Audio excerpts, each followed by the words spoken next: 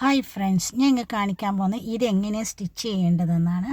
ഇത് എൻ്റെ അടുത്തൊരു കഷ്ണം തുണി ബാക്കിയുണ്ടായിരുന്നു, സ്റ്റിച്ച് ചെയ്ത് അത് വെച്ചിട്ടാണ് ഞാൻ ഇപ്പോൾ ചെയ്യാൻ പോകുന്നത്.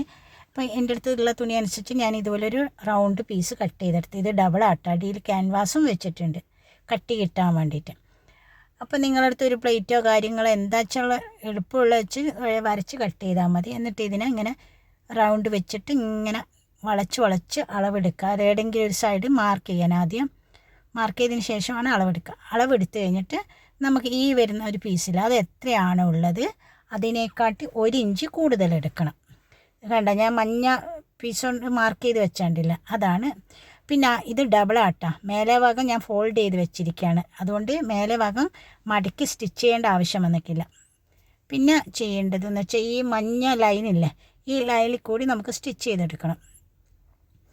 ഇതും ഡബിൾ ആട്ട പീസ്, ഉള്ളിൽ ക്യാൻവാസും വെച്ചിട്ടുണ്ട്, കാരണം വെച്ചാൽ എന്നാലല്ലേ അത് കട്ടിയിൽ നിൽക്കുള്ളൂ.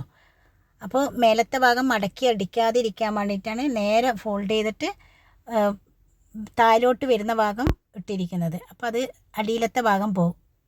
കണ്ടില്ലേ, ഈ അടിയിലത്തെ ഭാഗം കണ്ടില്ല, അവിടെയാണ് ഇതിപ്പോൾ ഞാനൊന്ന് 2 പീസായതുകൊണ്ട് ഒന്ന് ജസ്റ്റ് ഒന്ന് സ്റ്റിച്ച് ചെയ്തത്. ഇനി ഇതുപോലെ റൗണ്ട് ഇങ്ങനെ ചുറ്റും നമുക്ക് തയ്ച്ചെടുക്കാം. തയ്ച്ചെടുത്തതിന് ശേഷം ഒരു കഷ്ണം എലാസ്റ്റിക്, എലാസ്റ്റിക് അല്ലെങ്കിൽ തുണീൻ്റെ സ്ട്രാപ്പ് എന്തായാലും കുഴപ്പമില്ല. ഞാൻ എലാസ്റ്റിക് ഇട്ട്, കാരണം നമ്മൾ കിടക്കുന്ന സൈഡിൽ കട്ടിലിൻ്റെ ആയ ഒരു ഭാഗം തൂക്കിയിടാനാണ് ഞാൻ ഉദ്ദേശിച്ചത്. അപ്പോൾ അവിടെ ആകുമ്പോൾ നമുക്ക് വേഗം വലിച്ചെടുക്കാൻ വേണ്ടിയിട്ട് ഇതുപോലെ കണ്ട. ഇനി ഒരു ചെറിയ കഷ്ണം എലാസ്റ്റിക്, നിങ്ങളുടെ അടുത്ത് എലാസ്റ്റിക് ഇല്ലെങ്കിൽ തുണി വെച്ച് ചെറിയ സ്ട്രാപ്പ് ഉണ്ടാക്കിയാലും മതി.